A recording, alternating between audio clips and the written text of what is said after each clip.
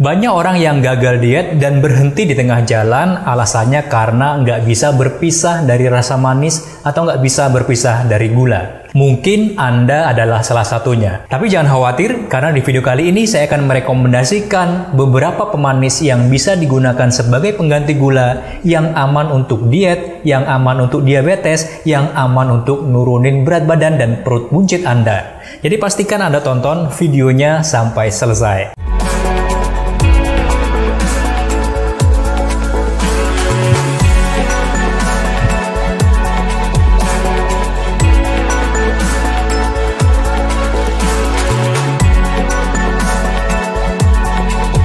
Fat Activator, pengganti sarapan untuk bakar kelebihan lemak badan.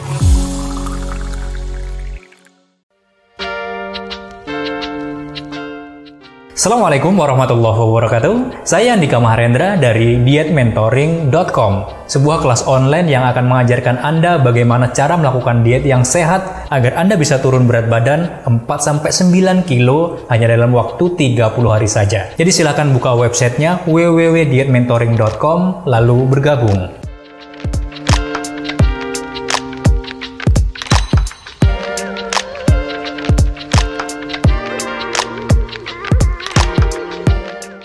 Sahabat-sahabat sekalian, ketika Anda memutuskan untuk melakukan diet atau melakukan gaya hidup sehat, terlepas apapun itu nama dietnya atau jenis dietnya, biasanya Anda akan dianjurkan untuk meninggalkan yang namanya gula atau meninggalkan makanan yang manis-manis. Dan itu biasanya yang membuat Anda berhenti di tengah jalan, yang membuat diet Anda gagal total. Saya bisa memahami hal itu karena berpisah dengan gula, atau lebih tepatnya berpisah dengan makanan-makanan atau minuman yang rasanya manis, memang tidaklah mudah.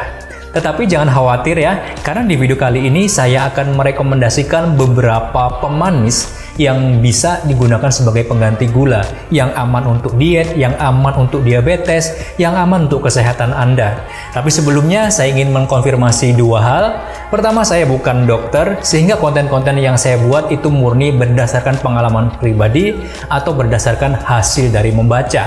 Dan referensi yang saya gunakan untuk membuat video ini saya cantumkan di kolom deskripsi, jadi Anda bisa membacanya sendiri. Dan yang kedua, durasi video ini mungkin agak panjang, karena itu kalau Anda kepengen nonton lebih cepat, Anda bisa melihat daftar isi yang sudah saya sematkan di kolom deskripsi. Di sana sudah dijelaskan di menit keberapa saya membahas topik tentang apa. Dan langsung mari kita bahas, inilah rekomendasi pemanis yang bisa digunakan sebagai pengganti gula, sehingga Anda masih bisa mengkonsumsi makanan dan minuman yang manis, tetapi diet Anda masih berjalan lancar tanpa gangguan. Tapi sebelumnya, pastikan Anda sudah subscribe dan aktifkan tanda lonceng agar selalu dapat notifikasi setiap kali saya memposting video baru.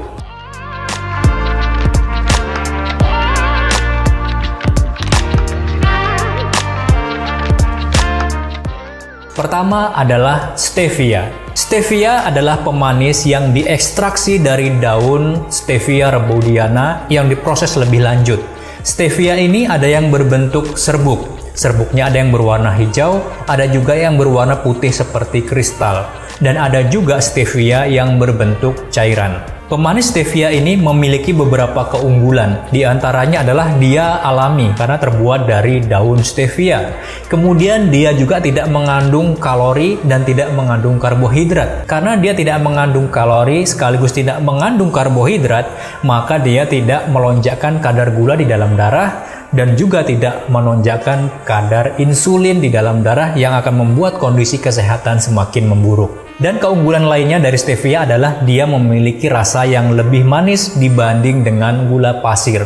Bahkan ada klaim 1 tetes stevia itu setara dengan 2 sendok makan gula pasir. Akan tetapi, stevia juga memiliki beberapa kekurangan. Misalnya harganya yang relatif agak mahal ya, kalau dibandingkan dengan gula pasir. Tapi karena takaran sajinya yang hanya sedikit, udah cukup manis, maka sebenarnya harganya nggak terlalu mahal juga gitu. Lalu beberapa merek stevia itu memiliki aftertaste yang agak pahit, terutama stevia yang dalam bentuk serbuk. Selain itu, karena rasa stevia ini yang sangat manis, maka biasanya orang akan sulit membuat takarannya.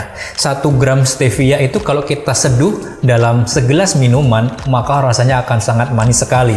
Karena itu, beberapa merek yang menjual stevia dalam bentuk serbuk biasanya menambahkan beberapa komponen. Dan komponen-komponen ini yang biasanya justru merusak manfaat atau benefit dari stevia. Bahan tambahan itu biasanya seperti maltodextrin atau tepung jagung, dan ada juga yang menambahkan tepung-tepung lainnya atau yang menambahkan jenis pemanis lainnya. Dan tambahan-tambahan ini biasanya mengandung karbohidrat atau mengandung gula. Karena itu tambahan-tambahan ini akan merusak manfaat stevia yang sejak awal sebenarnya adalah alami dan kemudian tidak mengandung kalori. Karena itu, kalau Anda ingin menggunakan stevia sebagai pengganti gula, maka saya memberikan beberapa catatan. Pertama, sebaiknya Anda memilih stevia yang benar-benar murni. Artinya stevia yang tidak ditambahkan dengan tepung, yang tidak ditambahkan dengan maltodextrin, atau yang tidak ditambahkan dengan pemanis-pemanis lain yang itu mengandung gula dan mengandung karbohidrat. Selain itu, sebaiknya Anda memilih stevia dalam bentuk cair. Karena kalau bentuknya cair, maka biasanya yang ditambahkan di situ hanya air. Tidak ada maltodextrin, tidak ada tepung, dan lain sebagainya.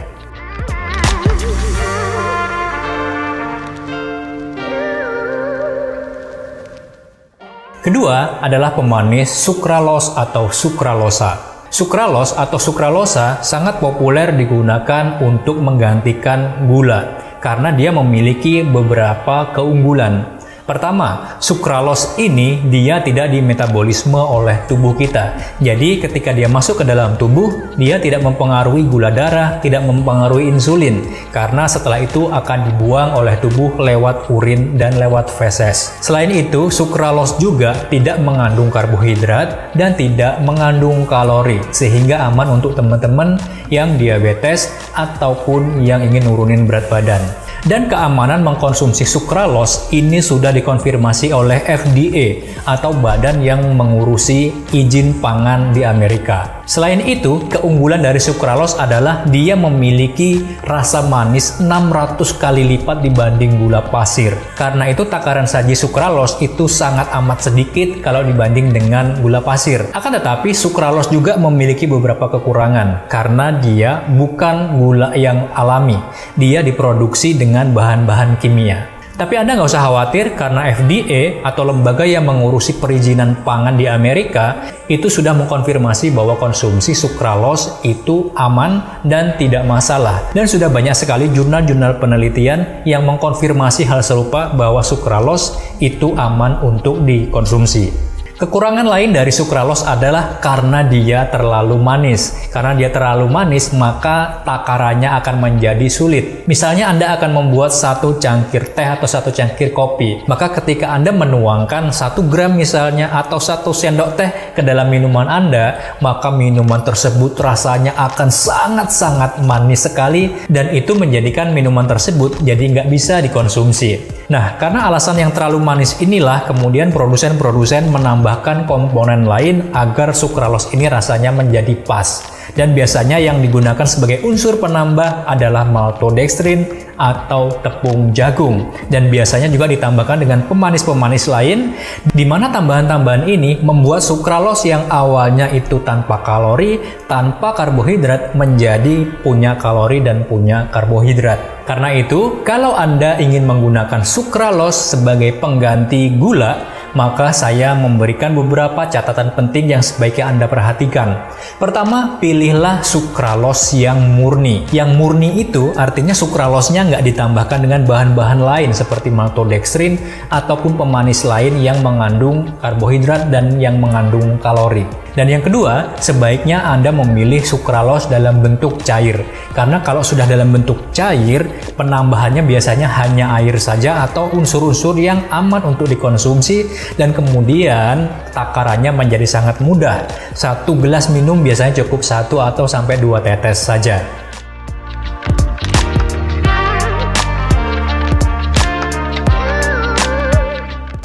Pemanis yang ketiga adalah monk fruit atau buah mong.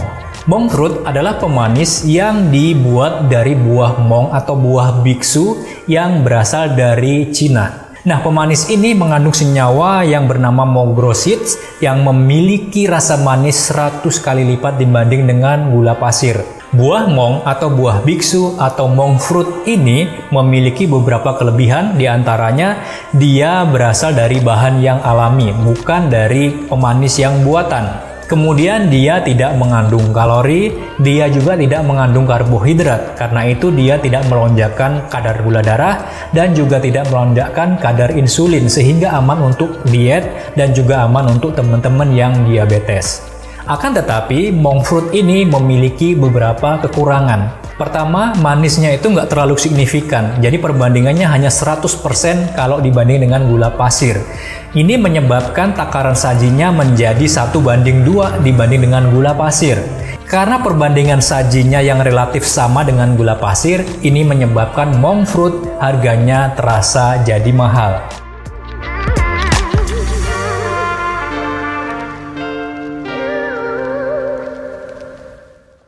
Dan pemanis yang terakhir adalah eritritol. Eritritol adalah gula yang dibuat lewat proses fermentasi. Karena itu kemudian dia dikenal sebagai gula alkohol. Saya kurang tahu persis apakah kandungan alkohol di dalam eritritol ini menyebabkan dia menjadi haram atau enggak bagi umat yang muslim. Karena beberapa merek eritritol yang beredar di pasaran itu mencantumkan logo halal dari MUI. Itu artinya menurut MUI kandungan alkoholnya itu tidak menyebabkan keharaman. Eritritol adalah pemanis pengganti gula yang memiliki beberapa keunggulan. Contohnya adalah dia memiliki sensasi sembriwing pada saat dikonsumsi. Dan dia juga memberikan taste rasa yang dingin pada saat dia bersentuhan dengan lidah. Karena itu biasanya eritritol digunakan sebagai gula tabur dalam pembuatan kue ataupun pembuatan cookies seperti putri salju dan lain sebagainya. Akan tetapi, eritritol ini memiliki beberapa kekurangan yang bisa menjadi pertimbangan Anda. Contohnya adalah dia rasa manisnya hampir setara dengan gula pasir. Hal inilah yang menyebabkan eritritol harganya jadi terasa mahal. Selain itu, kekurangan dari eritritol juga adalah karena dia mengandung kalori. Dan karena dia mengandung kalori, maka dia bisa memicu respon hormon insulin dan bisa melonjakkan kadar gula darah meskipun jumlahnya nggak signifikan. Jadi kalau teman-teman akan menggunakan eritritol sebagai pengganti gula, maka sebaiknya teman-teman memperhatikan beberapa hal berikut ini. Pertama, Anda tidak mengkonsumsinya dalam jumlah berlebihan karena takarannya cukup banyak. Kedua, Anda harus memastikan bahwa eritritol tersebut adalah eritritol yang murni. Dia tidak ditambahkan dengan pemanis lain atau ditambahkan unsur lain yang itu mengandung karbohidrat. Karena di pasaran banyak sekali eritritol yang harganya sangat murah dan ketika dibeli ternyata komposisinya itu bukan eritritol murni karena dia sudah ditambahkan dengan unsur lain yang mengandung kalori dan karbohidrat dalam jumlah yang relatif besar. Dan catatan terakhir saya tentang eritritol adalah Anda sebaiknya tidak mengkonsumsi eritritol pada saat jam puasa intermittent fasting karena eritritol mengandung kalori dan kalorinya bukan dari lemak sehingga mengkonsumsi eritritol berpotensi membatalkan puasa intermittent fasting atau paling enggak manfaat dari puasa intermittent fasting Anda menjadi tidak optimal.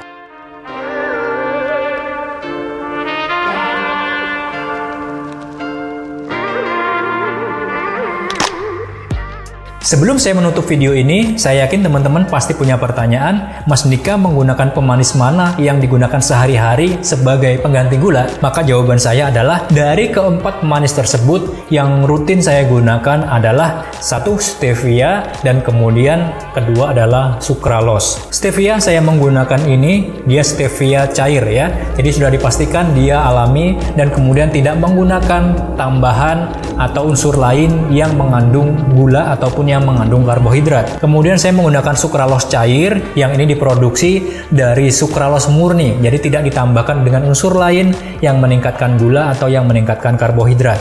Keduanya bisa teman-teman dapatkan di Tokopedia ataupun marketplace lain, yang linknya nanti bisa saya cantumkan di kolom deskripsi.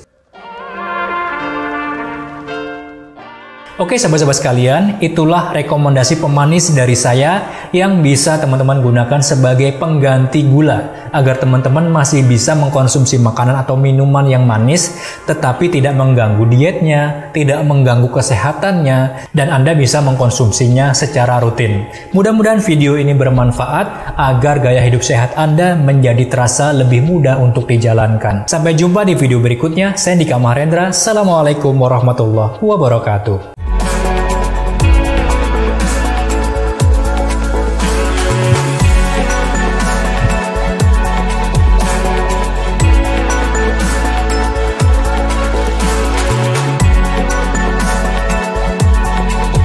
Fat Activator, pengganti sarapan untuk bakar kelebihan lemak badan.